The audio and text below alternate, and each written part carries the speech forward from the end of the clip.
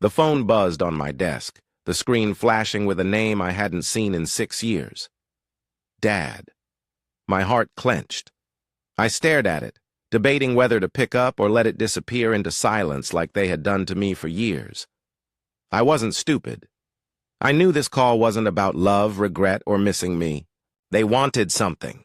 After all, the last time we spoke, they made it clear. I was on my own. Taking a deep breath, I answered. Hey. My father's voice was hesitant. How have you been? I let the silence hang. He wasn't calling to ask about me. He was calling because of her. Just tell me what you need, I said, my voice sharp. And then, just as I expected, he sighed, voice heavy with exhaustion. It's about Rose. And just like that, all the memories came flooding back. Rose was 5 when I was born, and from the very first day she decided she hated me. It wasn't normal sibling jealousy, it was rage. Every time my parents held me, she would scream like a siren, throwing her tiny fists against the walls until she turned red. She snatched every toy I touched, ripped up my drawings, and stomped on my favorite stuffed animal just to see me cry. I learned fast. I was unwanted. Birthdays were the worst. Most kids get balloons, cake, and laughter. I got chaos. When I turned 6, my parents bought me a red bicycle. I was so excited, until Rose saw it. She threw herself on the floor, wailing, knocking over chairs, slamming her fists into the floor like she was being tortured. My mother sighed. Sweetheart, she turned to me, can we give Rose a turn first, just for a little while?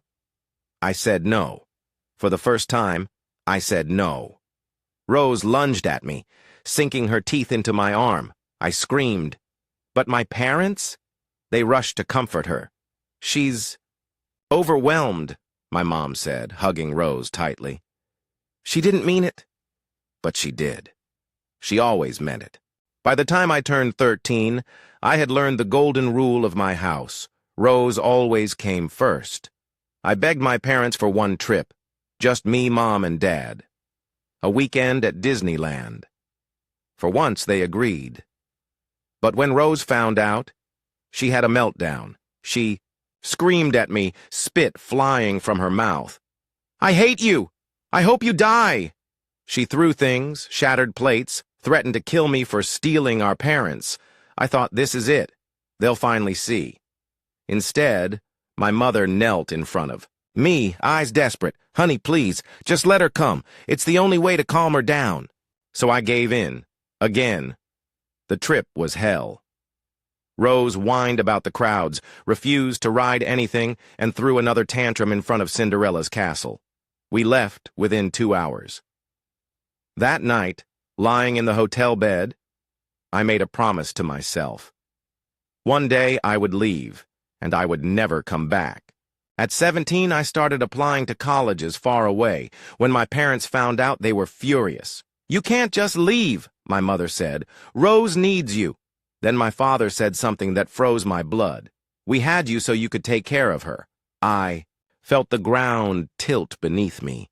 I wasn't their child. I was their retirement plan. I refused. I packed my bags, but my parents refused to help. They told me if I left, I was on my own. No money, no support, nothing. But I had someone else. My grandparents. My grandmother arrived the next morning, helped me load my things into her car, and took me in. That was the last time I saw my parents for 6 years. And now, here they were, calling me after all this time. Dad sighed on the other end of the line. Rose, she's in trouble. Apparently, without me around, Rose had turned her bullying onto other kids. She was arrested for throwing water on children and chasing them while screaming threats. The court is making her go to therapy, Dad said. We have to pay for it. And then, there it was. He hesitated. Son, we need help. We know you're doing well. Could you send us some money for Rose's care?